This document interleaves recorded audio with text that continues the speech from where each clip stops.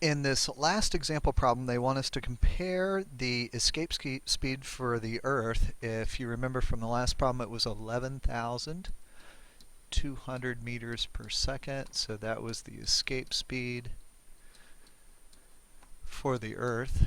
And they want us to compare that to what it would be for the Moon. And the Moon has some different numbers associated with it as far as terms of looking at its mass and looking at its radius.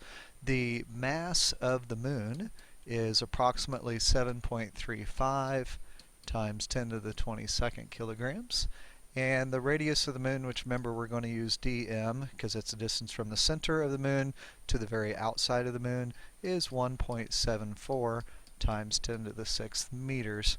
So we'll use our escape speed equation. V is equal to the square root of 2 times g times m all over d. And so we can go through and look at that and figure out what it is. I'm going to go ahead and get rid of the equation itself so that we can plug everything in. And we will have 2 times 6.67 times 10 to the negative 11th. And we need to multiply that times the mass, which was 7.35 times 10 to the 22nd kilograms. And we'll divide that by the distance, which is 1.74 times 10 to the 6th meters.